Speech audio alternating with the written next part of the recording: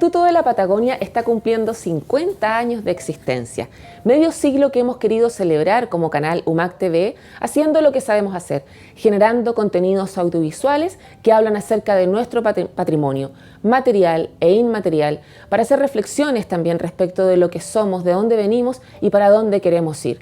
En el caso del Instituto de la Patagonia, queremos partir hablando de sus orígenes. ¿Y quién mejor para hablar de este tema que don Mateo Martinich Veros, Premio Nacional de Historia, historiador de nuestra región de Magallanes y Antártica chilena, es también parte del cuerpo académico que tuvo la Universidad de Magallanes, porque él ya se retiró de esa parte, pero sigue presente en el fondo del Instituto de la Patagonia. Cada cierto tiempo viene a conversar con los investigadores para saber en qué está este lugar que él ayudó a fundar. Así que le agradezco muchísimo, don Mateo, que se haya hecho un tiempo en este viaje que hizo a Punta Arenas para conversar con nosotros y participar de esta programación que tenemos como canal para conmemorar los 50 años del Instituto.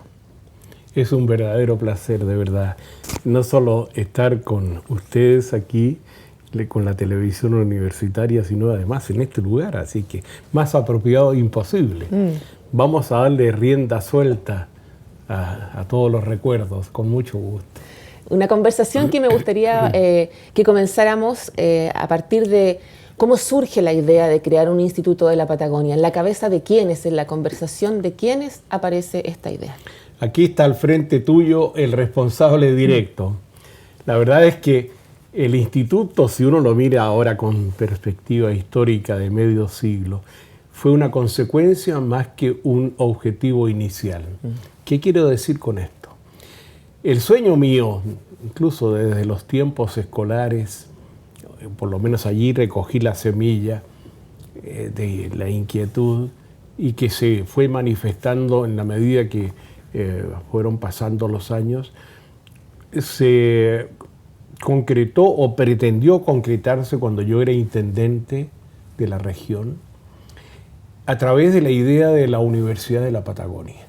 Lo que yo quería mejor dicho en ese tiempo, quería era que Magallanes necesitaba una institución de carácter superior. Debo aclarar un punto, en ese tiempo la Universidad de Magallanes o su origen directo apenas, ni siquiera sede de la Universidad Técnica del Estado, era apenas un puntito acá, no sonaba para nada. En consecuencia, yo tenía una especie de libertad para poder pensar siempre en el interés de la región, qué cosa era necesaria. Y evidentemente, teniendo como modelo lo que había ocurrido en Concepción con su universidad, en Valdivia con su otra universidad, lo que estaba ocurriendo en aquellos mismos días en Antofagasta con su Universidad del Norte. Dice ella, ¿por qué no en Magallanes, una región especialísima desde el punto de vista geográfico, desde el punto de vista histórico, tener un ente de carácter superior, de investigación y de academia que fuera conduciendo todo el desarrollo de la cultura y de la ciencia y de la técnica en la región y así transformarse en un elemento vital de desarrollo? Y entonces pensé en la Universidad de la Patagonia, pero caramba, era un sueño imposible. Aquel Chile de medio siglo atrás, tan distinto al Chile de hoy, era el Chile de las 8 universidades. Y ese era una especie de número sagrado. No crecía ni se alteraba por nada del mundo. Allí yo me di cuenta de la primera gran dificultad. Entramos al principio bien, hubo interés en el propio presidente Eduardo Frei, hubo interés en el ministro de Educación, pero tal vez no se adelantó mucho más que eso y finalmente me encontré con un muro imposible de franquear. ¿Centralismo un poco? Centralismo, incomprensión, desconocimiento de la realidad del país, en ese caso específico de la realidad austral del país, pecado en el que han venido incurriendo uno tras otro todos los gobiernos chilenos, todos. La incomprensión del espacio geográfico austral, esta mentalidad de ombligo que digo yo, ¿no es cierto?, de ver Santiago verse a sí mismo como el centro y y todo el país al mismo, y olvidándose de sus tremendas dimensiones territoriales. Bueno, no pudo ser, en definitiva. Y en ese esfuerzo, Paula, pasamos varios años, a lo menos 2 o 3. Y cuando yo quise hacer todavía un último intento, un poco disfrazado, traté de recurrí de hecho a la Universidad Austral de Chile pensando en que su denominación la podía, y no digo comprometer, pero sí interesar un poquitito en expandirse hacia el sur, hacia el verdadero sur, que era Magallanes y la Patagonia, pero tampoco. En ese momento la respuesta más cortés que se me dio era que cuando el Senado Universitario de Valdivia conoció esta propuesta, la respuesta fue no, dediquémonos a consolidar nuestra sede y algún día pensaremos en extendernos después a otra, como efectivamente lo hicieron. Pero bueno, no pudo ser. ¿Y cuál era entonces mi última alternativa? Estamos hablando de 1968, ya corría el fin de aquel año, y yo recordé una experiencia que tuve ese mismo año cuando por designación del ministro de Agricultura, don Hugo Trivelli, un gran amigo y un gran ministro además del presidente Frei, con quien yo tenía una particular empatía por todo lo referido a parques nacionales, a las reservas, a la conservación de la naturaleza, qué sé yo, que es una de las cosas que a mí personalmente me ha interesado toda la vida. Él me había, precisamente por conocer esa motivación mía, me había nombrado como uno de los 2 delegados de Chile a una conferencia internacional sobre parques nacionales que se realizó en Bariloche. Y en esa oportunidad, ocurrida en el mismo año, yo tuve la primera noción de un instituto que se estaba fundando, era la Fundación Bariloche, así se llamaba, y tenía una serie, recién estaba creándose, pero ya estaban pensando en el campo de la historia, en el campo de las ciencias matemáticas, en el campo de la investigación nuclear, caramba, es que ya estaba allí todos esos restos de la antigua bomba atómica de los tiempos del presidente Perón, en fin, y su famosa Camerata Bariloche, que era el gran apoyo que ya preexistía, el gran apoyo cultural con música de primer nivel. Bueno, eso me quedó sonando, y cuando finalmente Valdivia nos dice no es posible, y decido entonces en el comienzo de 1969, comentando con algunos amigos a quienes yo había invitado, sobre todo a Edmundo Pisano, mi gran amigo, el botánico, ¿no es cierto?, a quien yo había invitado a que formara parte de este grupo, ¿no es cierto?, y hablé con otros más y tomé la decisión a fines de febrero de convocar a una reunión a todas estas personas, se las voy a nombrar una por una, y echar los fundamentos de la Fundación Magallanes, cuyo objetivo único y exclusivo sería el de crear un instituto destinado a la investigación científica y al desarrollo cultural de la región de Magallanes, con el nombre de Instituto de la Patagonia. Ahí escribió. ¿Quiénes estuvieron en ese momento, en el momento histórico de marzo, el 2 de marzo de 1969? Mis amigos queridos todos, Edmundo Pisano, José Bukasovich, Rodolfo Barrientos, Juan Pedrals, Jaime Reyes, Ricardo Gibbons, José Tovarias, Hans Roers, John Fell, y no sé si me falta, y Roque Tomás Carpa, por supuesto, al vicepresidente ejecutivo en ese tiempo de la Corporación de Magallanes, a quien yo, en mi calidad de presidente, comprometí también para que aportara los primeros fondos. Esas 10 personas fueron convocadas y junto conmigo dimos vida a la Fundación Magallanes, y a través de ella al Instituto de la Patagonia. Todas esas personas ya ninguna vive. Acaba de fallecer hace poquito mi gran amigo, el doctor Bukasovich. Y me siento en consecuencia, Paula, como el último de los mohicanos.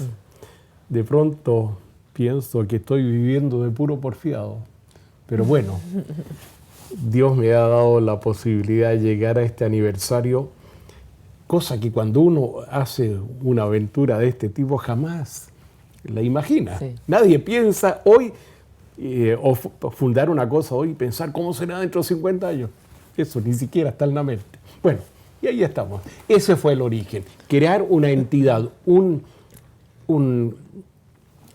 ojo, pero es muy importante esto, que ese instituto fuera el promotor de la investigación científica y del desarrollo y de la promoción cultural de Magallanes.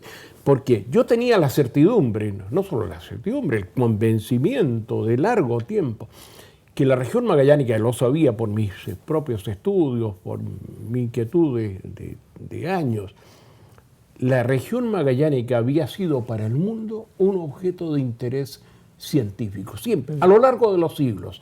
Desde el hallazgo magallánico en 1520 en adelante, la Patagonia y la zona del estrecho en particular había sido un motivo de interés para la ciencia del mundo. Y en consecuencia era uno de los territorios de Chile, para centrarnos más precisamente, de los territorios de Chile, sobre el que más se había escrito y en el mundo, y se había publicado en el mundo.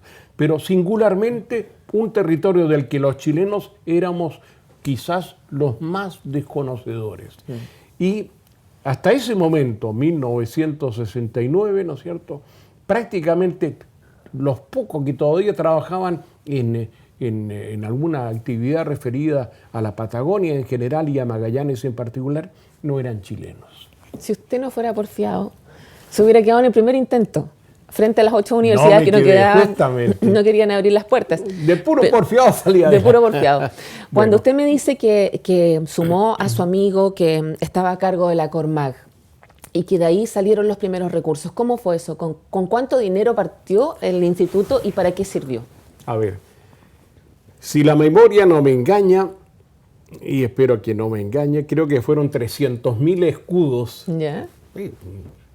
Mucha plata en ese tiempo. Con el cual pudimos hacer lo siguiente, muchas cosas. Primero,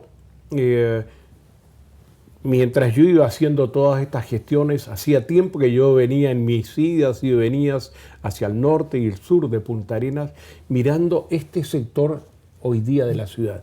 En ese tiempo, zona rural, absolutamente, zona rural, todo el entorno. Pero este era un conjunto muy lindo, arbolado, precioso, muy lindo, donde había vegetación natural todavía que pasaba por el Chorrillo Tres Puentes, ¿no?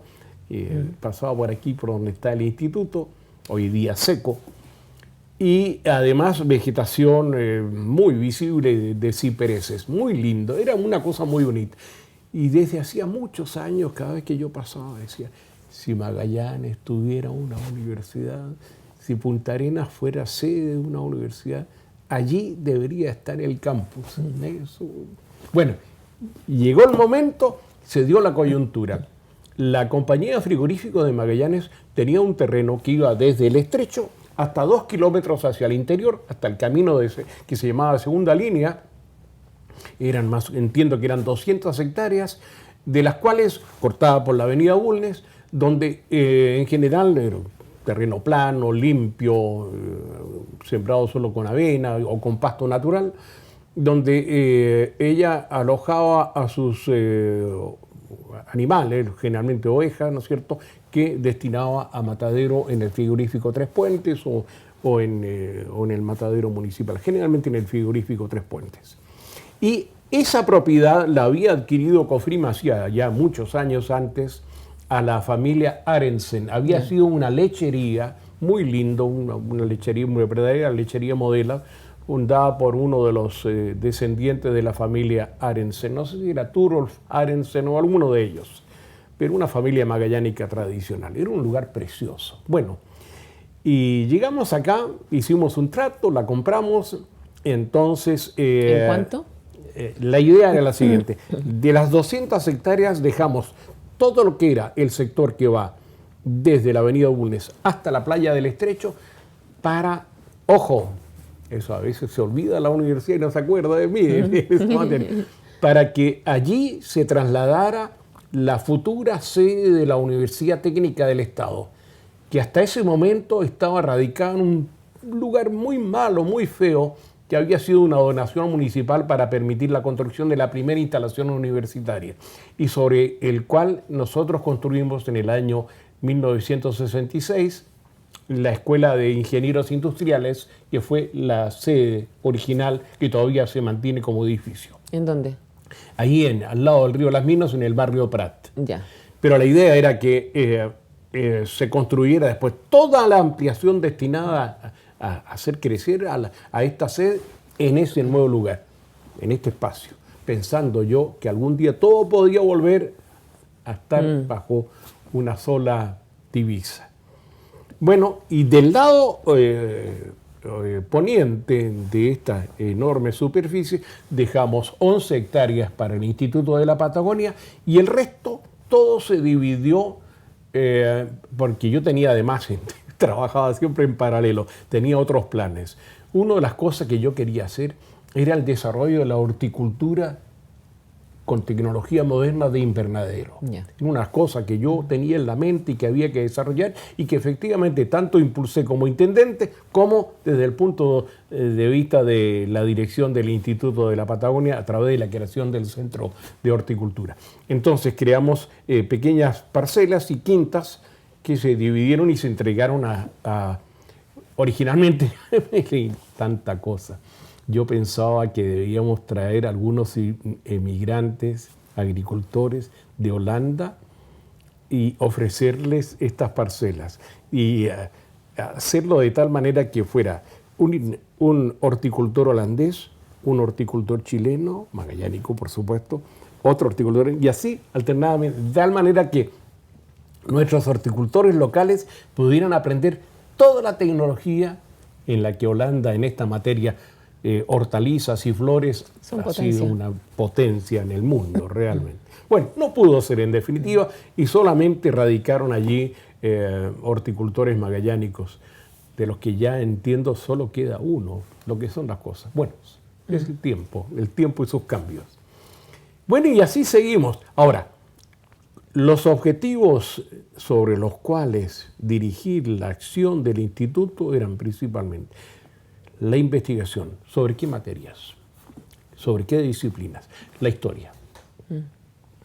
Para darle la máxima cobertura a un campo tan importante del conocimiento. Saber cómo había sido todo el poblamiento humano desde lo más remoto del tiempo hasta aquel momento. Entonces, en consecuencia, teníamos que preocuparnos de la arqueología, de la prehistoria, de la arqueología y de la historia propiamente tal. Pero antes de que siga avanzando en los temas de investigación, más en lo práctico, yo quería que me siguiera contando esos 300.000 escudos, entonces, ¿a qué se destinaron? Ya me había ido. ¿Cómo empezaron a salir estas construcciones que tenemos hoy acá, etcétera? Haces bien en recordármelo. Bueno, y dentro de las 11 hectáreas de aquí que ya se reservaron para el instituto, con los 300.000 escudos, con todo, ¿va? Ojo, los 300.000 fue para todo eso. Sí. Con el sobrante de los 300.000 escudos, comenzamos a habilitar las primeras instalaciones en lo que restaba de la antigua lechería Arensen. ¿Y qué quedaba? Quedaban la casa del administrador, o lo que había sido la casa del administrador, un puesto, una bodega, todo esto en regular estado, algunas en mejor estado las casas, las bodegas en muy mal estado, y la vieja lechería, el pabellón de lechería donde se ordeñaban las ovejas. Yeah. Y había otras construcciones, unas chancheras y otras, en muy mal estado. ¿Algo de eso queda? Pero claro que sí. Entonces, bueno, rápidamente yo en esto pensado y ejecutado al mismo tiempo. Habilitamos lo que era el puesto de acceso, ¿no es cierto? Allí se montó la dirección, en un viejo, se adaptó un pequeño garaje que había a un costado y allí se hizo la primera extensión de lo que después en el futuro iba a ser el Departamento de Historia y Geografía. Comenzamos con nombres ampulosos, pero bueno, nada.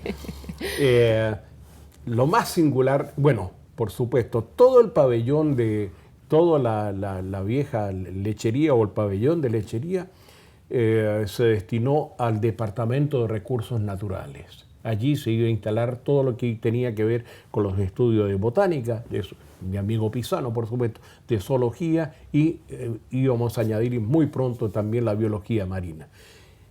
Y de todo lo demás se aprovechó lo que se pudo. Tal fue así que una chanchera que había, la que tenía mejores condiciones, se desarmó, se trasladó a la parte delantera y ahí hicimos nuestra primera modestísima biblioteca. Sigue estando todavía allí, ampliada o doblada en superficie. Todavía está, eso lo podemos recorrer después. Y de eso dan testimonio las fotografías de aquel tiempo, incluso algunas tomadas por la vía aérea a través de un helicóptero. Bueno, y así partimos. ¿Y con cuánta gente trabajando? El 2 de noviembre de 1969 exactamente. Estaba Edmundo Pisano, a quien yo designé en ese momento director del Departamento de Recursos Naturales. Estaba yo, que asumí la dirección del instituto que se llamaba Rectoría en ese tiempo, y al mismo tiempo todo lo que tenía que ver con el Departamento de Historia y Geografía. 2. Había un par de mozos, y eso era todo. Así partimos. Poquitos. Y con unas ganas de hacer cosas, y de verdad que partimos con un entusiasmo extraordinario. Bueno, parte de los 300.000 escudos también permitieron nosotros no solo hacer las primeras habilitaciones, comprar los primeros muebles, las primeras cositas, los primeros microscopios. Recuerdo que fueron unos antiguos, hoy día, antiguos Zeiss que compramos en la relojería Dubrow. Pedimos algo así como 10. Porque claro, ¿por qué tantos?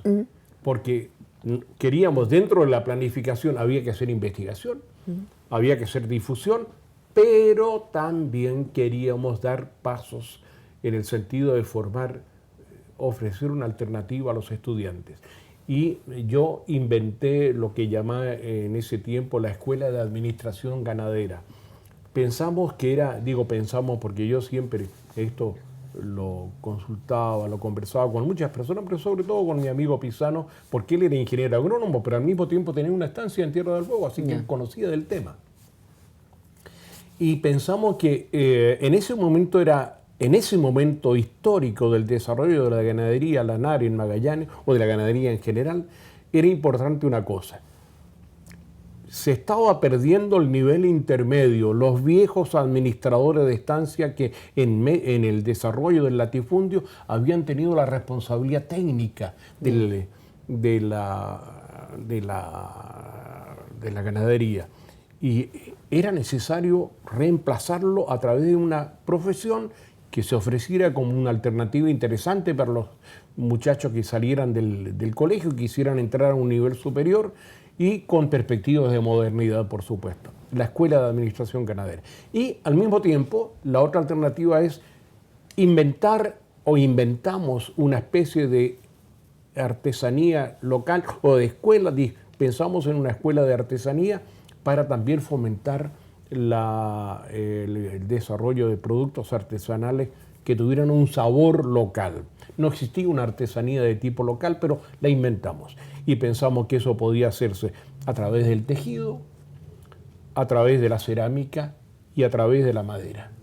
Listo. Y ahí está el esqueleto con el que nos partimos trabajando. 2 cositas elementales, 2 de docencia y la parte de investigación. ¿Por qué decía usted que y el resto de la platita también la empleamos en comprar un Land Rover, recuerdo, un vehículo moderno en ese tiempo que compramos en la importadora agraria para poder hacer salidas a terreno, comenzar a hacer expediciones y de inmediato ponerse a trabajar. Y así partimos. el 2 de noviembre de 1969. ¿Qué fue lo que pasó el 2 de marzo? El 2 de marzo fue la fundación. El 2 de marzo, convocados todas aquellas personas que yo recordaba, ¿no es cierto? Nos juntamos en mi oficina, en la intendencia de la provincia en ese tiempo, y echamos las bases de la Fundación Magallanes, simultáneamente del Instituto de la Patagonia, y el resto del tiempo lo destinamos, por una parte, a hacer todas las gestiones ante el Ministerio de Justicia para oficializar, ¿no es cierto?, y legalizar la creación de la Fundación Magallanes, y por otra parte hacer las gestiones, ¿no es cierto?, con la Corporación de Magallanes, ya lo tenían en el bolsillo, eso, para que nos diera plata para poder apoyar, y comprar a la compañía frigorífico de Magallanes todo ese tremendo terreno con esos fines que ya te he contado: Universidad Técnica, desarrollo de la horticultura y por supuesto la sede del instituto. Ojo, y dejamos también un rinconcito para, tú podrás decir, este hombre pensaba en todo. Sí, pensaba en todo. Para traer a Punta Arenas al Instituto Nacional de Capacitación, INACAP. Ahí llegó, pues. Y lo construimos con su primera instalaciones, sus primeros laboratorios y talleres, lo hicimos con fondos de la Corporación de Magallanes. De eso nadie se recuerda hoy día. No pido que me atribuyan ese mérito, pero entonces trajimos eso. ¿Por qué? Porque yo no es que fuera como Jalisco, ¿no es cierto?, mal perdedor. Pero siempre pensaba que si no lo habíamos conseguido por una forma, a lo largo del tiempo podíamos hacerlo de otro. ¿Y qué es lo que fui pensando?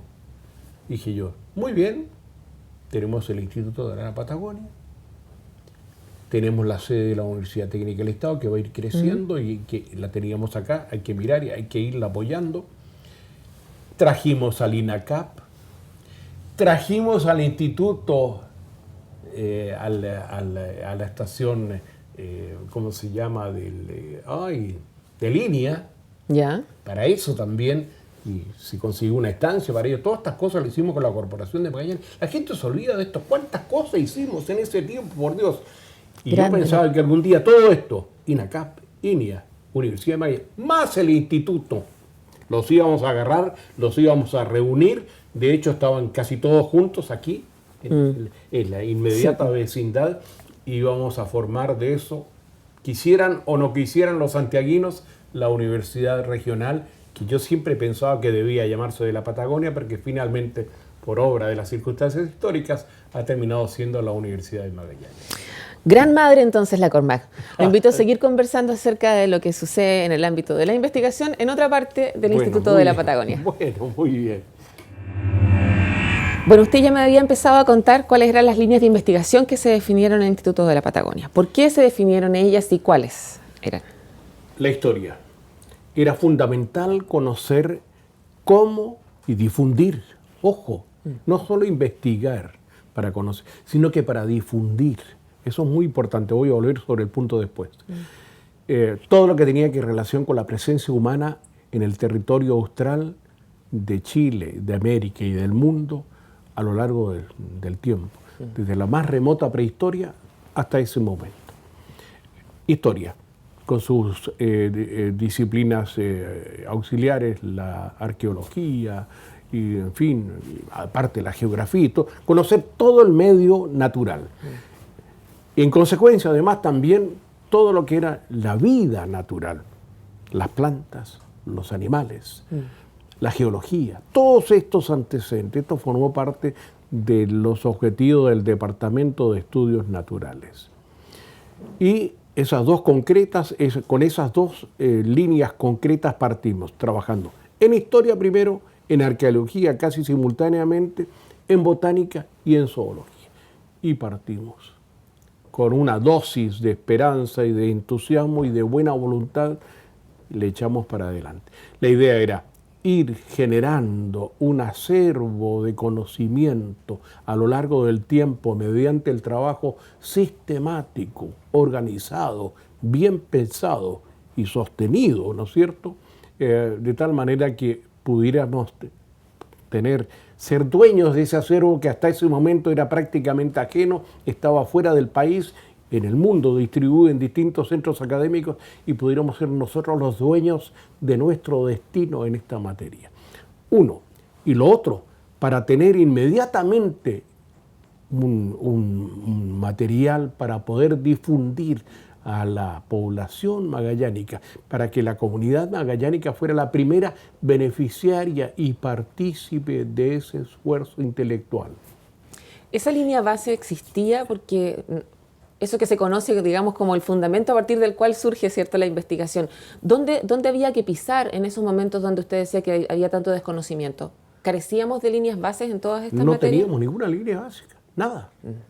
Y partimos simplemente, Mateo Martens en lo que tenía que ver con la historia, ¿no es cierto?, un poco en la arqueología, por la afición, ¿no es cierto?, hasta que conseguimos el primer apoyo, que fue Omar Ortiz, en la disciplina de la arqueología, y Edmundo Pinzano con sus conocimientos, que eran muchos, ¿no es cierto?, como ingeniero agrónomo y botánico especializado que era. Además, condición sine qua non, los dos fervientemente magallánicos. Así. Esa condición fue el elemento que alimentó espiritualmente nuestra actividad. Nos motivaba. Estábamos motivados por el amor a la tierra, por el amor a la región, por el sentido de magallanidad. Y queríamos que eso se expresara en nuestro trabajo y en el trabajo del instituto de entonces para adelante, como una marca. Y de hecho así ha sido a lo largo de los 50 años. Esa marca en términos científicos, ¿cómo la definiría usted? Porque lo que uno aprecia, no siendo parte de esta historia, pero sí admirándola, es que si no existiera el Instituto de la Patagonia, no tendríamos las colecciones que tiene este lugar y que son de la región de Magallanes.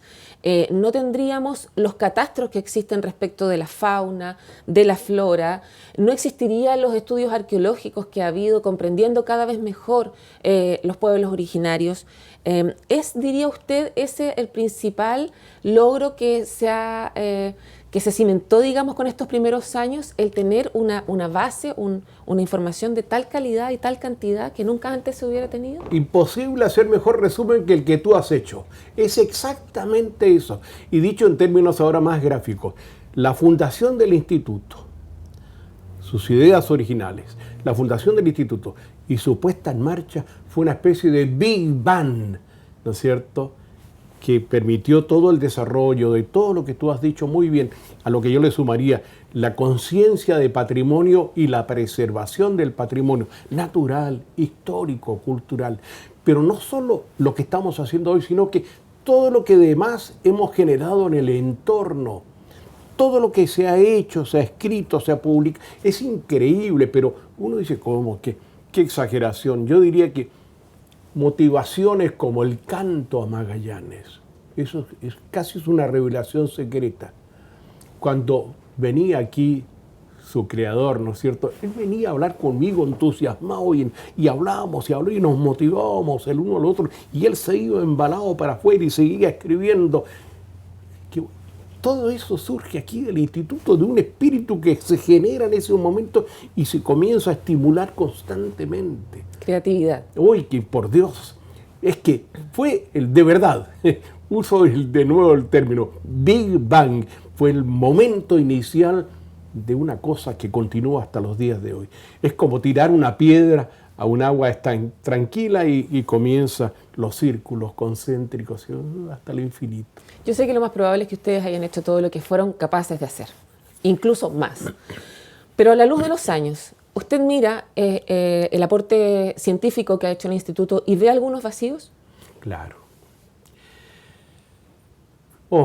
Siempre la realidad, en algunos casos, es inferior al sueño. El sueño abarca todo, lo imposible incluso, lo posible y lo imposible. ¿Cómo me hubiera gustado tener más recursos?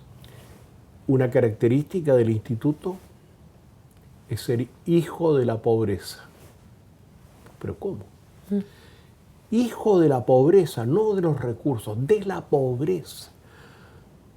Del hacer con poco mucho. Y los pocos recursos financieros, ¡oh caramba! ¡Qué escasos fueron! Hubo momentos al comienzo en que cada fin de mes era un sacrificio, una penuria, ir a rogar a los dueños del dinero, Corporación de Magallanes, Intendencia de la región, ¿no? Sobre todo cuando se decía que ya no seguía el instituto, que no servía para nada, no había dinero, o no se le quería dar dinero, ¿no es cierto? Por favor, cada cosa tan duro, tan difícil. Pero finalmente fue saliendo, poquito, siempre poquito. Y después el resto, la generosidad. O motivado por mí mismo, ¿no es cierto? Finalmente a Mateo Martín nadie le negaba nada porque comenzaba a verse. Todo se pedía, se regalaba. No pedía para él, no pedía para mí. Pedía para qué, para el instituto. Y el instituto era de todos. Y esa fue una de las cosas más maravillosas que permitieron gratificarnos espiritualmente a lo largo del tiempo. No pasó mucho tiempo, 2, 3, 4, ni tantos años. Y de repente la gente insensiblemente comenzó a acercarse y a ver aquello como propio. Los insectos, las plantas, las cositas que iban, los carros que iban apareciendo y las máquinas que iban apareciendo en el Museo del Recuerdo, lo que estábamos haciendo en los invernaderos y a la disposición de todo el mundo y sin cobrar. Por Dios, eso es una cosa nueva en Magallanes. Y comenzó así con el tiempo, poco a poco. Claro, a mí me hubiera gustado hacer tantas cosas, pero no se pudo. Y fue muy crítico. Y llegó el momento más difícil, cuando ya nos dimos cuenta que, a pesar de todo lo que habíamos hecho, corridos más de 10 años, 13, el año 84, llegamos a un punto de inviabilidad económica. Ya no podíamos. No teníamos posibilidad alguna de seguir adelante solos como éramos. Hasta que el 85 llega un momento importante en el instituto, que le Claro. invito a conversar acerca de eso en otro lugar de Vamos este recinto. a otra parte. Muy bien. Muy bien.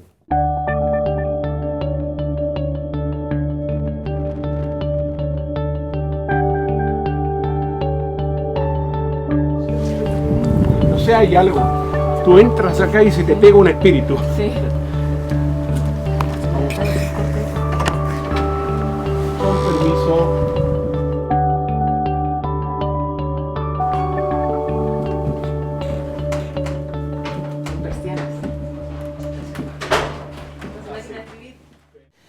Don Mateo, estábamos entonces en el año 1984 y en lo complicado que fue ese año para el instituto. Llegamos a un punto de verdad, fue la gran encrucijada. ¿Qué hacíamos? Solos ya no teníamos vigencia. La Corporación de Magallanes ya no existía. Ya no nos podían dar recursos, por la vía estatal tampoco, había una negación absoluta por parte del gobierno militar de continuar con esos aportes. No habíamos logrado generar a lo largo del tiempo un espíritu que es tan común en Europa o en los países sajones de la solidaridad regional a través de las donaciones. No existe esa mentalidad en Chile. ¿Qué podíamos hacer? Y en ese momento barajamos dos alternativas, la coyuntura extrema. Unos todavía podía ser Valdivia, que ya había dado señales de haberse arrepentido, de haber dicho que no en su momento. Y otra es la Universidad de Magallanes, que nunca nos había querido mucho, que nos había mirado como una suerte de rival de segunda categoría aquí localmente, pero que tenía interés. Bueno, muy bien, si llegaba el momento, caramba, fue difícil y lo discutimos mucho internamente y finalmente tomamos la decisión. No a Valdivia, sí a Magallanes, a través de la Universidad de Magallanes. hubo disposición por parte nuestra, hubo el respaldo del gobierno y hubo una buena disposición por parte de la sede de la universidad. En ese tiempo estaba Yerko Torrejón. Él estaba con el propósito de dar una mano e incorporar al mismo tiempo al instituto con todo su bagaje y toda su historia ya, con una tradición de trabajo creador, ¿no es cierto?, que podíamos manifestar. Ya teníamos, no éramos polvo o algo vacío, no, éramos sustancia con peso. ¿Cómo fueron esos primeros años de relación con la universidad? No fueron fáciles. Yo he usado muchas veces el término, fue un matrimonio de conveniencia. Yeah. Como hay un viejo dicho campesino chileno, cuando se junta un hombre con una mujer, ¿no es cierto?, y se casan sin haber mediado el amor previo, a fuerza de dormir juntos, terminan queriéndose. Y eso fue lo que ha pasado. De verdad, había quienes en la sede de la Universidad de Magallanes nos miraban con algún recelo. Envidia no podían tener, eran campos, disciplinas de trabajo absolutamente distintos. Pero bueno, fuimos saliendo adelante. Finalmente, con buena voluntad, nos fuimos cada vez incorporando, integrando más. Para mi gusto personal, nunca con el apoyo suficiente. Siempre tuve la sensación de que en lo que era la universidad, sobre todo su cuerpo directivo, nunca había habido la suficiente comprensión para valorar lo que significaba el instituto.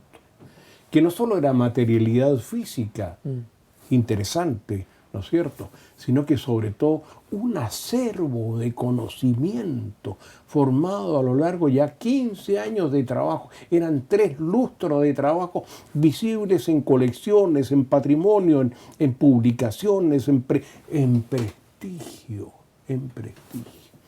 Bueno, todo eso se incorporó a la universidad, fue un plus para la universidad y hoy día el instituto es parte integrante de la universidad, con todo. Ha sido un tránsito no fácil, pero finalmente estamos integrados y el instituto es parte de la universidad.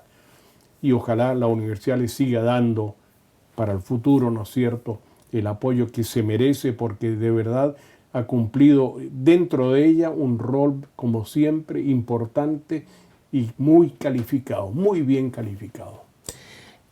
Hablando ya del presente, en los desafíos de los nuevos tiempos, ¿dónde los ve usted? En las conversaciones que le comenté que tuvimos con otras personas del instituto, por estos grupos de 3 investigadores con los que tratábamos determinados temas, con algunos de ellos hablamos, por ejemplo, acerca del tema de género, que es un tema que en los tiempos en que se fundó el instituto no se conversaba, y cuando usted me menciona, por ejemplo, las personas que fundaron el instituto son básicamente varones. Todos varones. Claro, entonces, ¿cómo ha visto usted ese tema de la incorporación de la mujer dentro del trabajo científico, y en particular en el instituto?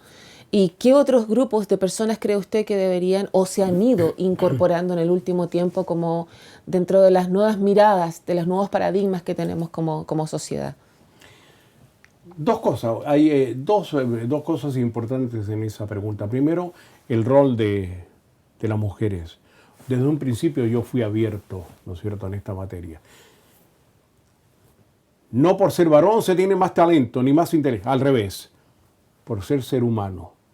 Y el talento tanto puede revestir la forma de una mujer como la de un hombre. Y si es la de una mujer, en buena hora, venga. Y hubo desde un comienzo mujeres en nuestra actividad. Recuerdo yo a María Angélica Miquel, ¿no es cierto?, en la parte de la fundación de todo lo que fue el desarrollo artesanal, que lo hizo muy bien mientras estuvo con nosotros. Las primeras investigadoras que estuvieron. Y quiero recordar especialmente a una extranjera, Dominique Legupil, querida amiga, muy fiel amiga del instituto, con el que ya de los 50 viene trabajando a lo menos 40 años como continuadora de la actividad de investigación arqueológica francesa en la Patagonia. A ella la recibimos con los brazos abiertos y es parte de nuestra actividad. Y significativo a propósito de esta pregunta tuya y de mi respuesta es que en este momento el instituto tenga una directora, su primera directora, la doctora Flavia Morello, gran arqueóloga, por Dios. Y yo creo que ella está llamada a darle un nuevo impulso o reimpulso al instituto a partir del segundo medio siglo, ¿no? Estoy contentísimo. No, las mujeres siempre han tenido acogida, siempre, desde un comienzo. La participación, por ejemplo, de los pueblos originarios en el trayecto de la historia del instituto.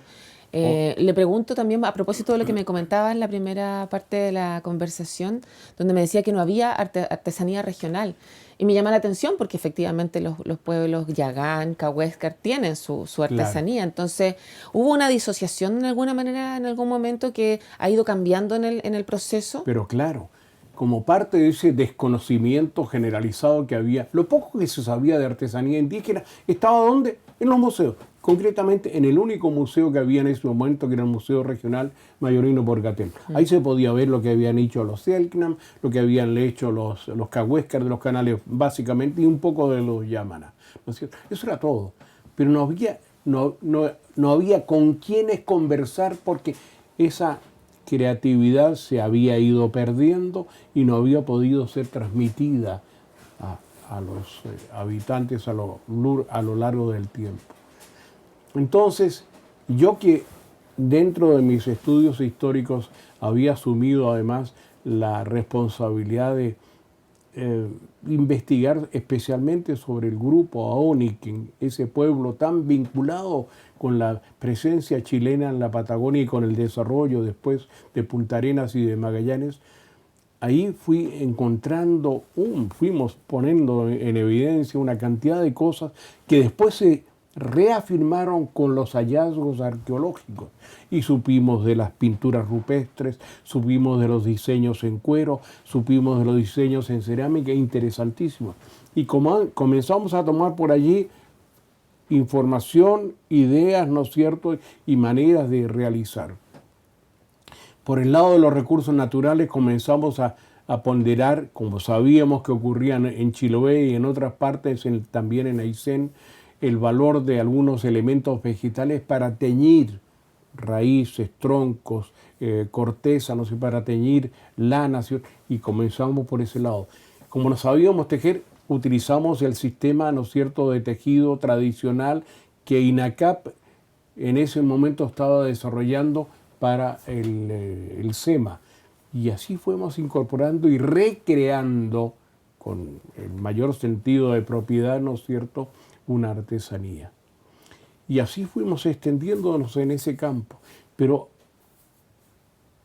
tú me habías hecho otra pregunta antes que era muy importante y que era quizás el desafío más grande. Éramos al principio 2, 3, bueno, y el resto. Y una de las cosas nos decía, pero no hay masa crítica. Decía, para que se desarrolle una institución de este modo, decían los que se daban por entendido, que necesitamos masa crítica, que haya más gente. Ya vendrán con el tiempo, poco a poco. Caramba, y han pasado 50 años. Y si uno viera el elenco de todos los investigadores que ha tenido el Instituto de Arte, ¿cuántos se han incorporado? ¿Cuántos se han sumado? ¿Cuántos exalumnos, ¿no es cierto?, formados en la Universidad de Magallanes hoy forman parte del instituto, ¿no es cierto?, y de su quehacer variado y múltiple?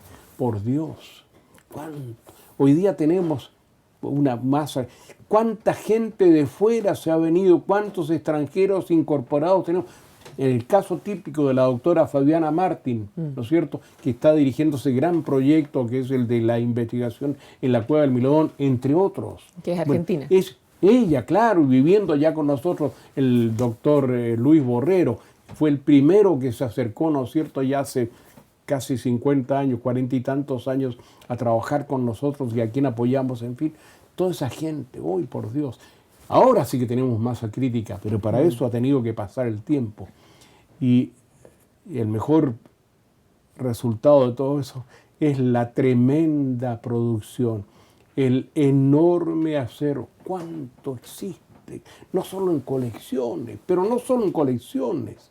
Ya no hay que ir al centro de Chile, a Santiago, para ver estas cosas de Magallanes o de Patagonia. Ya no hay que ir a museos extranjeros. Ya se puede venir acá. Ya Punta Arenas, a través del Instituto y de la Universidad de Magallanes, es un referente en el mundo sobre el cual consultar en materia de plantas, en materia de animales, en materia de historia, en materia de arqueología, en tanta cosa, por Dios. Cuando uno cumple años... Perdón, no puedo dejar de decir, cuando uno piensa hoy día es una cosa habitual hablar del clima, de la información climática, de la meteorología. Pero hace 50 años, yo me recuerdo hasta con risa, cuando yo hice montar la primera estación meteorológica, una casita de 1 metro cuadrado, frente a la entrada del Departamento de Recursos Naturales. Así comenzó el programa de documentación climática con ese nombre.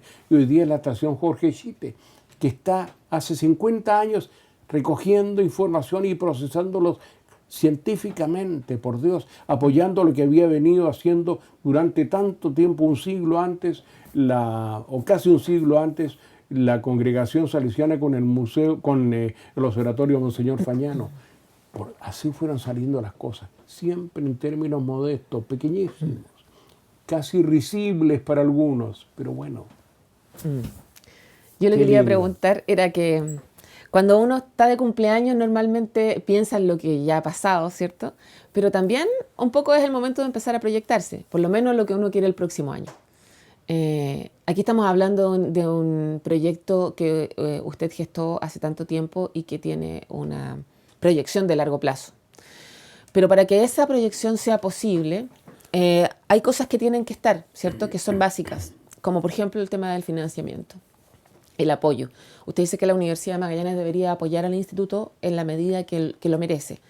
Pero el contexto en el cual está trabajando la Universidad de Magallanes, usted también es testigo de ello, ¿cierto? Es el contexto de la educación pública en Chile, que es bastante complicado en términos de recursos y no parece tener muchas esperanzas de que vaya a mejorar, al menos en el corto plazo, sino que es mantenerse más o menos en el mismo nivel. ¿Cuánta importancia tiene en un contexto como este que acabo de describir el hecho de tener autoridades que voten, que den un voto constante por la ciencia, como lo hizo usted como intendente, propulsando este instituto? Es fundamental.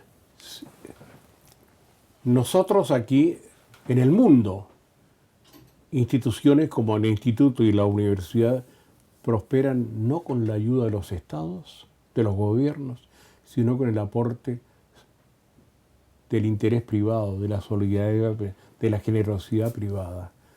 Las grandes universidades no son universidades estatales, sino que son universidades privadas. Pero esa realidad no es posible en Chile. Nos falta mucha cultura en esa materia. En consecuencia, es fundamental el rol preponderante del Estado, como política de Estado en materia de educación y de cultura. El apoyo a estas entidades, sobre todo las regionales. La Universidad de Magallanes necesita de manera constante, de manera permanente, el firme apoyo del Estado de Chile a través de los recursos públicos, ¿no es cierto?, con todas sus variables, directos o indirectos. Y esto significa que requerimos del apoyo del gobierno regional, requerimos del apoyo del Consejo Regional y ojalá el apoyo también del sector privado, que debe ir comprendiendo la importancia que tiene un centro de estudios como una universidad, no solo como entidad formadora de estudiantes y a través de ello de profesiones, sino que sobre todo formadora de conocimiento, creadora de tecnología, de iniciativas que dicen con el desarrollo de una comunidad, el bienestar general de una comunidad y el desarrollo del país. Tiene que comprenderlo y hay que hacerlo. Y ese apoyo debe ser sostenido, permanente. Lo hemos venido obteniendo la universidad a lo largo de los años, pero debe ser sostenido, hay que insistir en ello, porque de repente flaqueamos un poco. No es, hay gobiernos que son más generosos, otros que son menos generosos, unos que son más duros, otros son más blandos. Una política de Estado sostenida de apoyo a las universidades regionales, sobre todo a las universidades del Estado como nuestra Universidad de Magallanes, donde está ya el instituto. Ese apoyo es fundamental. Ahora, aunque no me lo preguntas, yo te lo quisiera decir. ¿Qué espero o qué desearía yo para este segundo siglo? Era mi última pregunta. Que comienza, ¿no es cierto?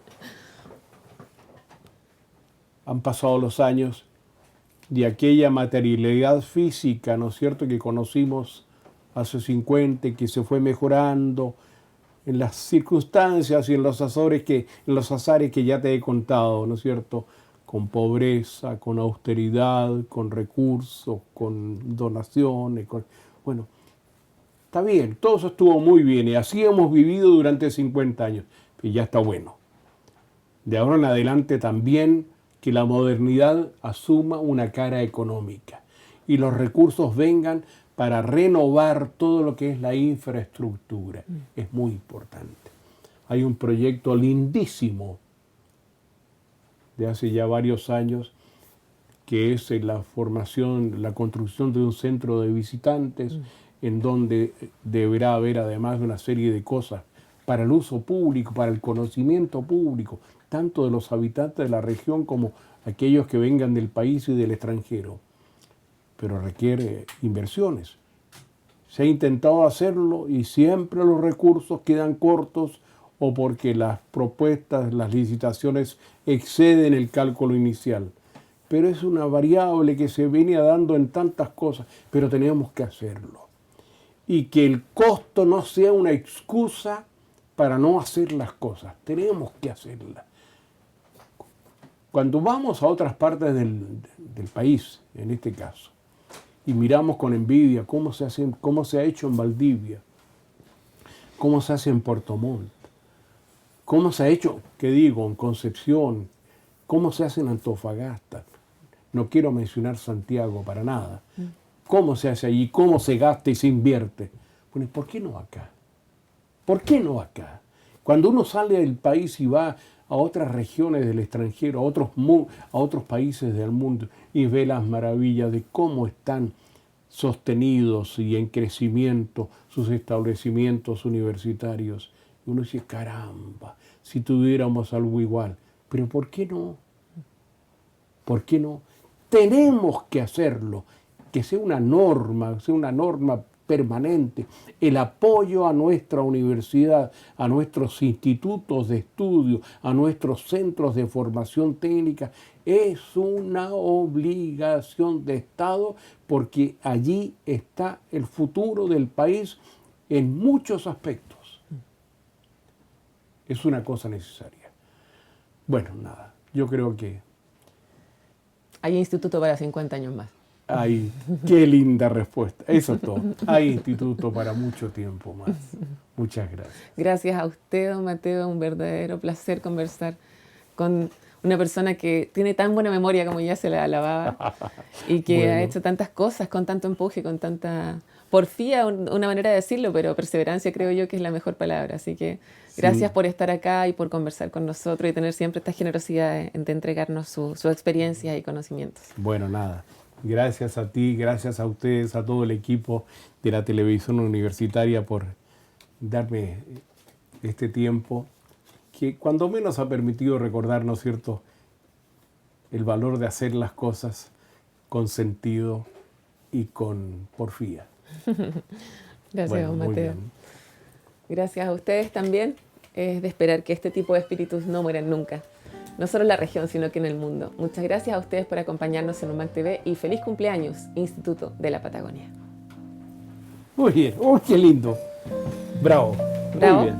¡Oh, qué lindo! Bueno, nada.